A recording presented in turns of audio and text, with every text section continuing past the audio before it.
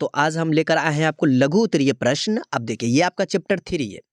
अब देख लीजिए क्वेश्चन देख के आपको आइडिया हो गया होगा कहाँ से कैसा क्वेश्चन है भाई।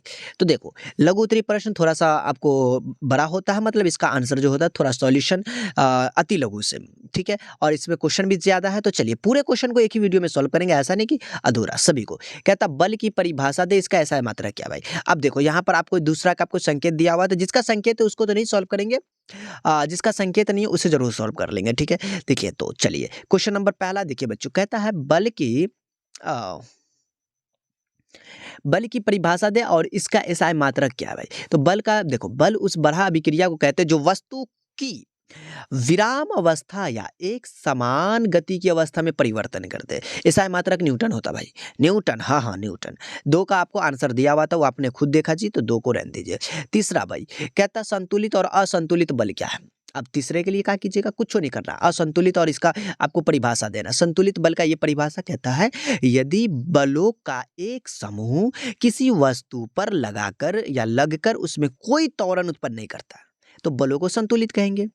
दूसरा असंतुलित का डिफिनेशन कहता है यदि वह समूह वस्तु में अशून्य त्वरण उत्पन्न करता है तो उन बलों को असंतुलित कहेंगे, ठीक। तो ये हो गया जी। चलिए सर ये तो तीसरा हो गया। चौथा नंबर जड़त्व का नियम क्या है। देखो ये क्या कहता है, इसे वैज्ञानिक को प्रमाणित करे भाई। तो कहता है जड़त्व किसी वस्तु का वह गुण है जिसके कारण वह अपनी विराम अवस्था, देखो ना, विराम अवस्था अथवा एक सरल रेखा में एक समान गति की अवस्था में परिवर्तन का विरोध करती है, ठीक। फिर कहता भाई जड़त्व के नियम का प्रतिपादन कौन किया, ये तो अपन जानते ना, गैलीलियो ने किया, ठीक है। आइए पांचवा का ये आंसर लिखिएगा, बलों के समूह द्वारा उत्पन्न हो सकने वाले प्रभावों का उल्लेख करें। अब क्या करें भाई, देखो किसी वस्तु द्वारा एक साथ काम करने पर या कार्य कर रहे बलों का परिणामी यदि शून्य हो, ठीक, तो वह संतुलित कहे जाते हैं। संतुलित बलों को अधीन कोई वस्तु इस तरह का बर्ताव करती है मानो उस पर कोई बल कार्य न कर रहा हो, अर्थात त्वरण जीरो हो। तो किसी वस्तु पर लगने वाले दो बल अगर संतुलित में हो तो दोनों बल पहला एक दूसरे के विपरीत दिशा में होगा, दूसरा परिमाण क्या होगा, दोनों के बराबर होगा। तो ये क्वेश्चन नंबर क्या था बच्चे, ये क्वेश्चन नंबर 5वां था। और जिसका अभी थोड़ा सा और लिखना है, ये भी आपको लिखना पड़ेगा बच्चे, तो यहाँ तक आप जरूर लिख लीजिएगा। मैंने बोला ना लघु उत्तरीय प्रश्न होता है तो बच्चे थोड़ा सा बड़ा होता है, लेकिन आप टेंशन ना लेना बच्चों, ठीक। 7वां नंबर क्वेश्चन, सॉरी 6ठा नंबर कहता बउआ रे न्यूटन के प्रथम नियम को लिखे और उसकी व्याख्या करें। अब इसको क्या करोगे बउआ, इसको देखो, प्रत्येक वस्तु अपनी विराम की अवस्था अथवा सरल रेखा में एक समान गति की अवस्था बनाए रखती है जब तक कि उस वस्तु पर कोई बाहरी असंतुलित बल काम न करे, ठीक। इसमें इनमें दो कथन नहीं थे भाई। पहला, कोई वस्तु विराम अवस्था में तब तक रहती है जब तक कि वह बराबर बल न लगाया जा सके। एक सरल रेखा पर एक समान वेग से गतिशील वस्तु उसी वेग से चलती रहती है जब तक कि उस पर कोई बराबर नहीं लगाया जाता है। तो ये 6 का क्या हो चुका, आंसर हो चुका। बड़ा प्यारा प्यारा आंसर है, एकदम अपने से बना लीजिएगा, ठीक। तो लिखना आपको देख लीजिएगा बढ़िया से। अब देखो 7वां नंबर, जड़त्व क्या है, यह कितने प्रकार का होता है, वह क्या करे। 7वां में कहता भाई जड़त्व क्या होता है, कितने प्रकार के होते हैं। देखो वो जड़त्व किसी वस्तु का वह गुण है जिसके कारण वह अपनी विराम अवस्था अथवा एक सरल रेखा में एक समान गति की अवस्था में परिवर्तन का विरोध करती है, ठीक। पहला विराम का जड़त्व है और दूसरा गति का जड़त्व है। विराम का जड़त्व क्या है यहाँ लिखा हुआ, गति का जड़त्व क्या है ये भी लिखा हुआ है। यहाँ तक आपको क्या करना है, 7वां का आंसर चिपका देना।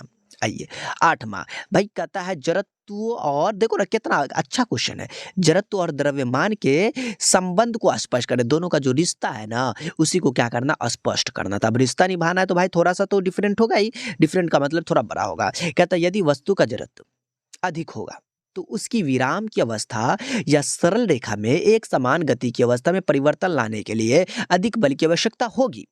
यह पाया जाता है कि जिन वस्तुओं का द्रव्यमान अधिक होता है उनका जड़त्व भी क्या होगा, अधिक होता है। ये तो अपन जानते हैं, हाँ हाँ जी जानते भाई। अब कहता अगर टेनिस की कोई गेंद है, क्रिकेट की गेंद की एक ही चाल से हमारी ओर आ रही है तो हम उसे रोक पाएंगे। जो हम पाएंगे कि टेनिस की गेंद की अपेक्षा अधिक द्रव्यमान की क्रिकेट की गेंद को रोकने के लिए अधिक बल लगाना पड़ता है, जबकि इससे पता चलता है कि अधिक द्रव्यमान वाली क्रिकेट की जो गेंद का गति है वो जड़त्व भी क्या होता है, अधिक होता है। कहता है बच्चे इससे स्पष्ट है कि जिस वस्तु का द्रव्यमान अधिक होता है उसका जड़त्व भी अधिक होता है। इससे यह हम कह सकते हैं कि वस्तु का द्रव्यमान भी क्या होता है, उसके जड़त्व के माप है। देखिए 9 और हमारे पास 10 क्वेश्चन है। अब देखिए 9-10 के साथ आप क्या कीजिएगा, 9-10 के साथ कुछ नहीं कीजिएगा, बस इसका आंसर आपको दैल छे, मतलब आपके किताब में है 11 नंबर। अब 11 में कहता बउआ 11 में कोई खास चीज़ नहीं है, ठीक। 11 में छोटा सा चीज़, अब देखो 11 में छोटा चीज़ का क्या मतलब, देखो ना क्या कहता है, कहता है किसी बस के, यहाँ पे कहता है किसी बस के अकसामत चल पड़ने पर यात्री के पीछे की ओर झुक जाता है, क्यों? ये तो आप जानबे करते बउआ, बस अचानक चल रही तो अहाँ पीछे का करे छे, झुक जाते हो, काहे? तो कहता है जब गाड़ी बस या अचानक चल पड़ती है उसमें सवार यात्री का निचला भाग गाड़ी के बस के साथ गतिमान हो जाता है, जबकि विराम के जड़त्व के कारण यात्री का शरीर ऊपरी भाग क्या होता है, विराम में रहता है, जबकि निचवा जो पौवा है वो का है जड़त्व का क्या हो चुका है, मतलब आपको क्या है, स्पीड में आ चुका है, मतलब क्या कि आपको देखिए, इसलिए आपको क्या है, गाड़ी या बस के अचानक चल पड़ने पर यात्री क्या होता है, पीछे की ओर गिर जाता है। तो मतलब क्या हुआ कि पाँव जो है गति में होता है, जबकि बॉडी ऊपर का जो होता है वो क्या होता है, विराम में होता है, जिससे कि क्या होता है, गाड़ी अचानक से एक्सेलरेशन देता है, पिछमोड़िया घूरता है, मतलब आपको क्या होता है, झुक जाता है। आइए, बोलता चलती हुई बस में खड़ा व्यक्ति ब्रेक के एकाएक लगाए जाने पर आगे की ओर क्यों झक जाता है? अरे बउआ सही से पकड़े रहिए, अगर गाड़ी जब चला रहा है, मतलब गाड़ी में बैठे हो, अगर न सही से पकड़े हो तो अचानक ब्रेक लगल गई तो नखिया टूटता हो। देख ले, जड़त्व के नियम के अनुसार अगर कोई पिंड गतिशील होती है, वह गतिशील ही रहना चाहती है, सिंपल सी बात है, अगर वो गति में है तो गति में रहना चाहेगी, ठीक। जब गाड़ी गतिशील रहती है तब उसमें बैठा यात्री भी गतिशील रहता है, ठीक। तो गाड़ी के एकाएक रुक जाने पर उस पर खड़ा व्यक्ति या यात्री पूर्वावस्था में रहता चाहता है, फलतः वह आगे की ओर क्या होता है, झुक जाता है। तो ये एक डेफिनेशन भेलो। अब 13 नंबर क्वेश्चन, अब 13 नंबर क्वेश्चन बोलता फिसल वाली जमीन पर कठिन क्यों होता, हाँ बतवा समझे बुआ, बोलो बोले छो कि चलती गाड़ी, 13 में कुछ और क्वेश्चन है का, ओहो हो मैं कुछ और पढ़ लिया। चलती गाड़ी से कूदना क्यों खतरनाक है, बचपन में जो कूदता रहता है गाड़ी के पीछे लटका, ये ट्रैक्टर के पीछे बचपन में लटक ले तो गले बेटा, यही वाला चक्कर होता है। देखो बुआ कहता है ऐसा जड़त्व के कारण होता है, चलती गाड़ी में सवार व्यक्ति गाड़ी के साथ ही गति की अवस्था में रहता है, सिंपल सी बात हो, परंतु जब वह व्यक्ति गाड़ी से उतरता है ना तो उसका पैर विराम में आ जाता, पहले कहा था भाई गति में था पाँव, और नीचे उतरा तो विराम में, अब क्या होगा, अब मार होगा ना, मतलब गिरोगे, जबकि उसके शरीर का ऊपरी भाग गति जड़त्व के कारण गति की अवस्था में रहता है, हाँ जी, अतः वह गाड़ी की गति की दिशा में गिर पड़ता है और घायल हो जाता है, जो खतरनाक भी। गिरने से बचने के लिए गाड़ी की गति की दिशा की ओर कुछ दूर तक दौड़ ले बेटा, अगर ज्यादा दूर तक दौड़ लोगे तो फिर चलेगा, नहीं दौड़ोगे तो गिरोगे भाई। तो ये चीज याद रखो, कभी भी चलती गाड़ी से कूद रहे हो, गाड़ी हो ट्रेनवा हो, बउआ रे ट्रेनवा से न कूदिए, ठीक, जिंदगी भर की छो। 14 नंबर कहता फिसलने वाली जमीन पर चलना कठिन होता है, क्या मतलब, क्या एकदम फिसलने वाला जमीन ना समझे, एकदम पक्का वाला जो एकदम ई वाला होता है, छिछला हुआ ऊपर का है, जब हम जमीन पर चलते हैं तो पैर और जमीन के बीच घर्षण के कारण हम जमीन की तिरछा क्रिया बल लगाते हैं। अब समझ में करते हो बउआ, घर्षण समझता है ना रे, हाँ, जब हमें आगे बढ़ना होता है तो हम जमीन पर क्या करते हैं, पीछे की ओर बल लगाते हैं, और जब वो पिछलवे होता हो तो बल मतलब घर्षण कैसे होता हो, तो फिसलने वाली जमीन पर चलने में कठिनाई होती है, क्योंकि तब घर्षण बहुत कम हो जाता है, जिससे गिरने की संभावना बहुत अधिक होती है। ये चक्कर था 14 में। आइए 15 नंबर क्वेश्चन, किसी पेड़ की शाखा को तीव्रता से हिलाने पर कुछ पत्तियां झड़ जाता है, बचपन में जो पेड़वा को एकदम पकड़ के हिला दिया, एकदम डुला दिया, लेकिन ऐसा ना करिए बुआ, बोलता पत्तियां शुरू में विराम अवस्था में होती है तो जड़त्व के कारण इसी अवस्था में बनी रहनी चाहती है, ठीक। तो शाखाओं को तेजी से हिलाने से उनकी स्थिति बदल जाती है तथा जड़त्व के कारण पत्तियां क्या होता है, टूट के नीचे गिर जाता है। अभी 15 नंबर क्वेश्चन है बुआ, बहुत ही क्वेश्चन है, सबको सॉल्व करेंगे, एकदम मजेदार, एकदम कमर बांध के बैठा रहा बुआ।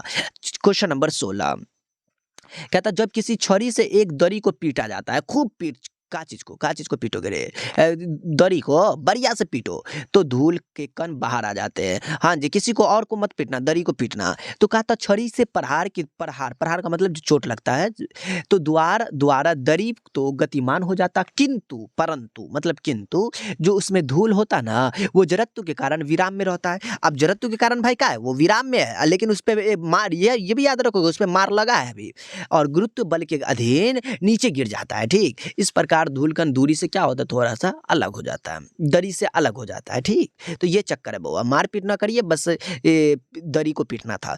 बोलता दौड़ते हुए घोड़े एकाएक रुक जाने पर सवार आगे की ओर फेंका जाता। हाँ, ये तो बाइकवा में हो छो, अगर ब्रेक मार दे पकड़ के तो एकदम से तो तेरी का पूरा जो है ना धूम निकल जाता, नहीं पूरा धूम थ्री का रेसर निकल जाता है। यही चक्कर है वो, अरे गाड़ी सही से चलाइए।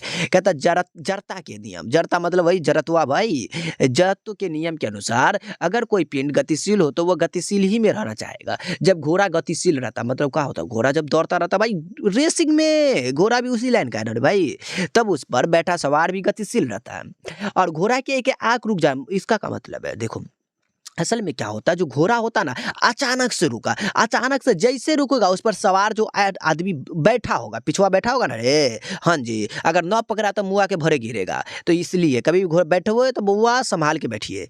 तो पूर्व अवस्था में रहना चाहता है, फलता आगे की ओर क्या होता है, फेंका जाता है या झुक जाता है, नहीं पकड़ा हुआ ना तो उलट भी जाता है। तो बुआ थोड़ा सा समझदारी के साथ।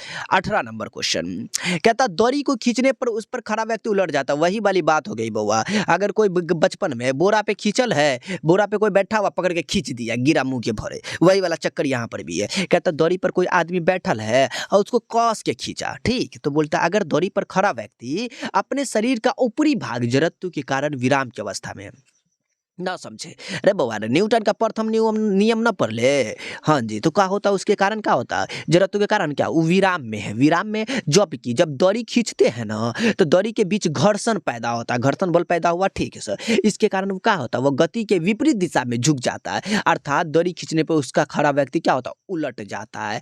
बउआ ऐसा गंदा काम न करिए, मुंह कान भी फूट फाट जाता है। ठीक, 19 नंबर क्वेश्चन का आंसर देल छो बुआ, ठीक, तो न लिखबो। संवेग की परिभाषा दे और इसका एसआई मात्रक क्या है। संवेग का है पता है, हम बताएंगे। कुलता किसी वस्तु का द्रव्यमान और इसके वेग के गुणनफल को उसका संवेग कहते हैं, अर्थात मतलब जो मतबल है ये संवेग बराबर द्रव्यमान गुने का वेग। बउआ याद रखिए, एसआई मात्रक क्या होता है, केजी मीटर बाई सेकेंड।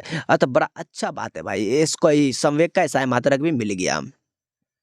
21 अब आ जाए न्यूटन बाबा पे। न्यूटन की द्वितीय गति के नियम को लिखकर समझाया। भाई न्यूटन के द्वितीय गति के नियम तब पता ही होगा। कहता किसी वस्तु के संवेग परिवर्तन की दर उस वस्तु पर बल के समानुपाती होता है। यह परिवर्तन उस बल की दिशा में होता है, अर्थात किसी वस्तु पर लगा बल वस्तु के द्रव्यमान उसके त्वरण के क्या होता है, गुणनफल के बराबर। न्यूटन के द्वितीय गतम का नियम न जाने रे, एक्शन का रिएक्शन समझ ले बउआ। एक चांटा किसी को मारे दूसरा तोरा खींच देता ना, यहाँ पे कोई न्यूटन के नियम लागू ना हो, बस हम ऐसा ही कह दिए। 22 नंबर क्वेश्चन कहता है खिलाड़ी के क्रिकेट बॉल का कैच लेते समय अपने हाथ को पीछे की ओर क्यों खींच लेता। बउआ रे कभी क्रिकेट खेले, सॉरी हम खेले लेकिन बॉल को नहीं खींचे पीछे, अरे पीछे खींच लेता, ध्यान से देखोगे जी। और न खेले तो थोड़ा सा बॉल का नियम भी समझ लिए, बस सॉरी बॉल का नियम मतलब न्यूटन के नियम।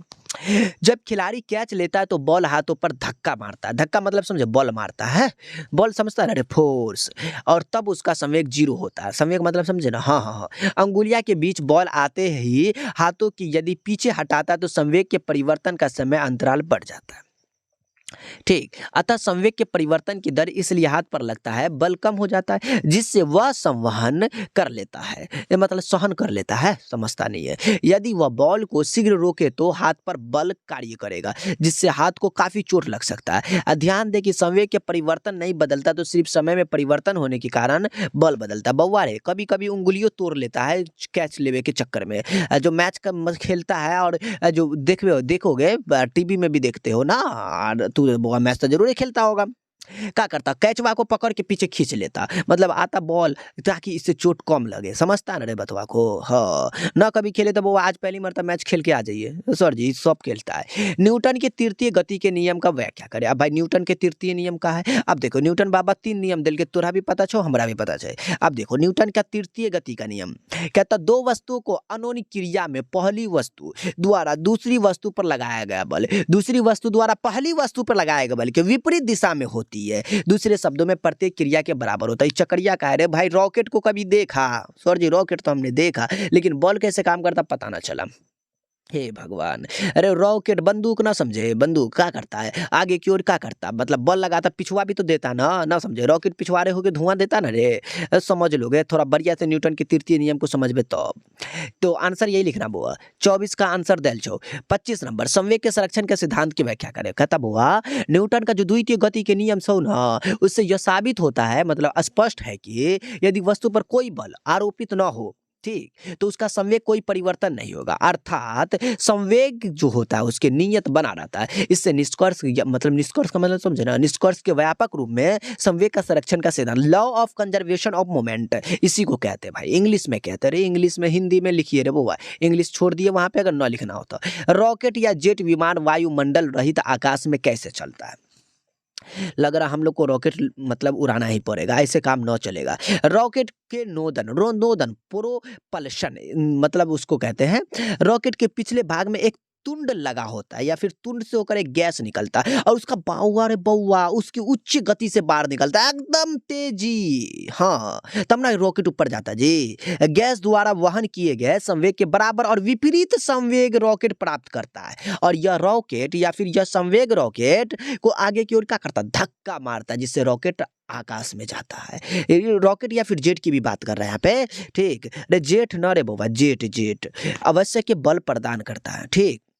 और ये अपना 27-28 एक आंसर देल छो। तो अब की करिए बउआ, 27-28 हइये नो, तो अब कुछो ना करिए, बस आपका कहानी खत्म भ गेलो। ई चलो लघु, ओके बाद अपन दीर्घ भी देखेंगे, ठीक। तो आज के लिए इतना ही, फिर हम लोग मिलेंगे नेक्स्ट क्लास में।